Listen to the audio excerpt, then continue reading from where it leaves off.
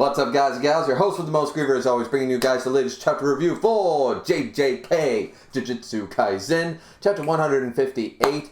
Pretty good chapter. We're getting introduced to some new people. The Culling game has already started, and we're still trying to get a squad together here. But the Culling game is already well underway, as we find out in this chapter. The amount of points that are already accumulated means there's been a lot of death, a lot of murder, and there's more to talk about. So Hikari agrees after sitting down at the beginning of the chapter. So we're not going to continue this very much longer. Smart move on Gege's point for doing it this way, because realistically, we were always interested in the Hikari, and same with the Maki stuff, but a lot of people didn't like the Maki stuff. I thought it was necessary, I thought it was cool, and there is a callback in this chapter to the Maki stuff, but people want the Culling game to finally get underway. People are sort of done with these little side missions, side arcs before we start the big main thing, and I think a lot of people are hungry. A lot of people are hungry, especially with that 1 month break that took place as well, which we all fully understand why. Manga artists are definitely, mangakas are way overworked.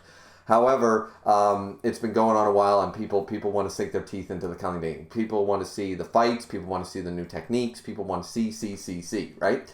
So Hikari easily ends up joining and stuff like that. It's pretty straightforward. Just says, hey, but this isn't me giving you a freebie. We're cutting a deal here. I'll help you with the Culling game and deal with that hot mess, and then you are going to help me reform the way the things work. Fushiguro uses this information to say, well, hey, I'm the head of the Zenin clan, so... And they're like, wait, what? So, and then that's when we get the call back to Maki, who is basically like, and literally, so we're jumping back in time a little bit here. I wasn't sure what the timing was about, but apparently the Maki stuff happened the following day after this discussion. So Maki and all that stuff, Maya's dead. The Zenin clan was destroyed 24 hours from the time of this chapter. Okay, so we get that much. Also, we get the recognition of a callback to Principal Yaga. So we all knew that the principal was killed and everything. They all seem to know about it. Panda is very accepting of this, apparently, because Itadori's like, what the hell? Even Hikari's like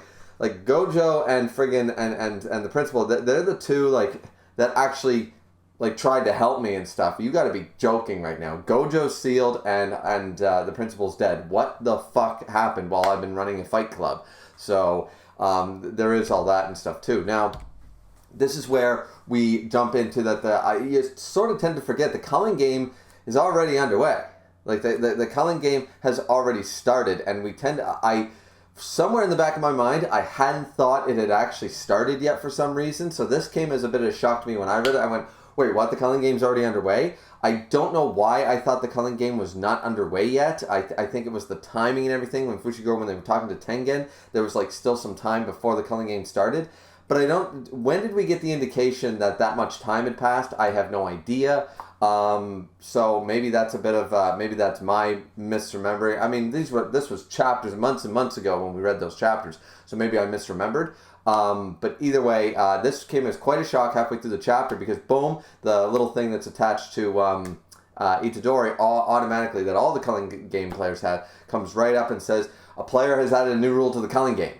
And it's like, we already got a new rule, and we haven't even actually started the Culling game yet. We've seen nothing of the Culling game, and this is the first time we get to see it, and there's already a new rule. And this is that players have access to all the information about all the other Culling game players, being their status, their amount of points, their name, all that stuff. So it's like, well, wait a minute now. That's actually a smart rule. I didn't think about that. And their location. What colony are they in? So you can, by using this information, you can find out who are the people with the highest points, what colony they're in, and potentially avoid them. Or if you're looking for the challenge, you go after the ones with the most amount of points, of course. So, and this is what the new character, Hajime Kashimo, is, which isn't the Kashimo one of the clans?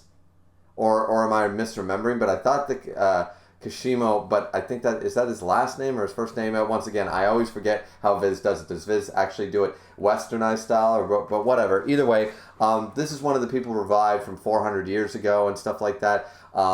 This person already collected over 200 points and is looking for Sukuna. And it's like you've just been killing off sorcerers, gaining 5 points, gaining 5 points, gaining 5 points. So that means that there's been dozens of deaths already. If this guy has 200 points, like seriously, right? So ends up adding this rule, like, didn't really seem to care about adding a rule, but is choosing to add a rule to the Culling game about the information and stuff so he can find. He's like, all these sorcerers, they're so weak and stuff. Like, where is Sukuna?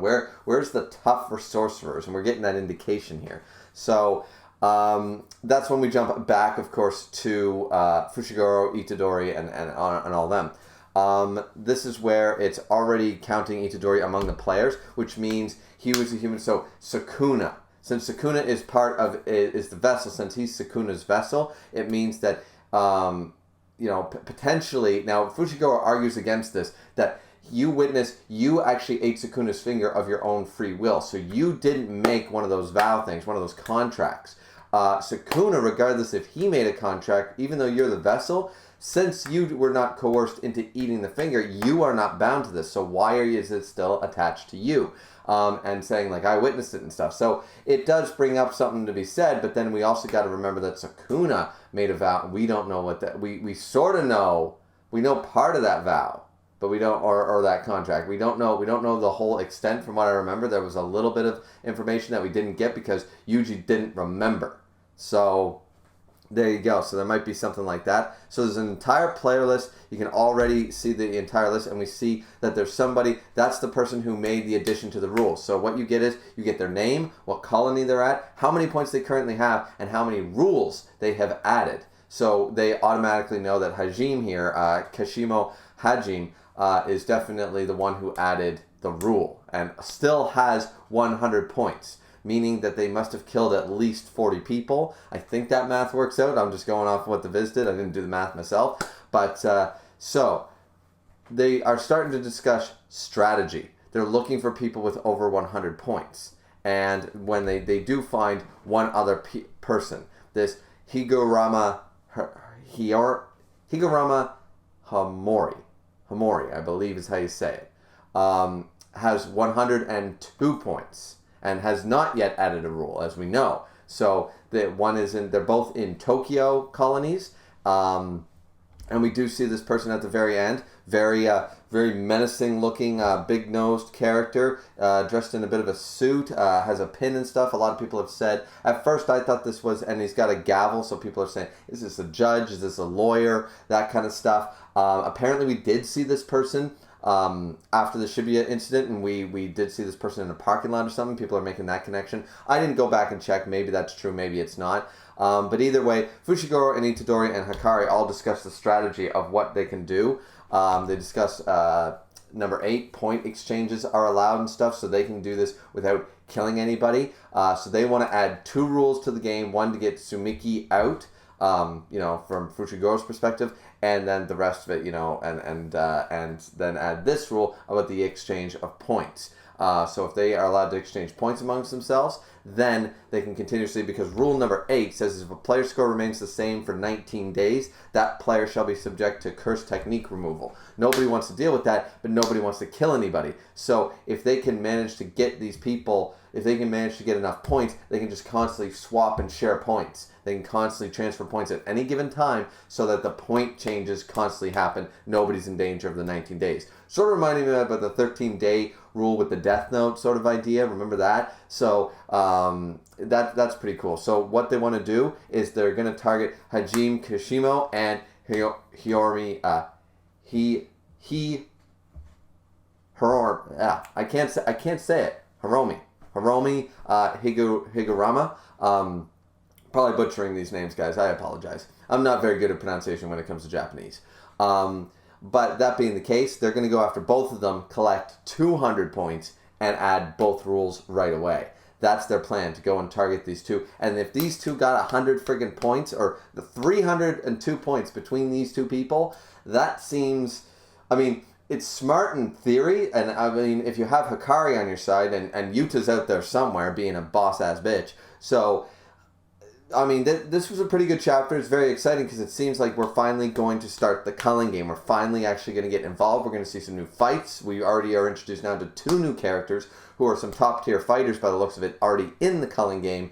So, yeah, this seems pretty good. I'm excited for this. Chapter 158 was good. It was a little dialogue heavy near the end when they were discussing sort of the strategy of what they want to do. It all boils down to the fact that Here are the people, we're going to use that new rule to our advantage. Here are the people with over 100 points. Those are the people we target. We get their points from them, and that's how we win this thing. So, and they've recruited Hikari, and I assume Kilala, who we still have no pronoun for. Come on, give us a pronoun. Even we got Yamato's pronoun.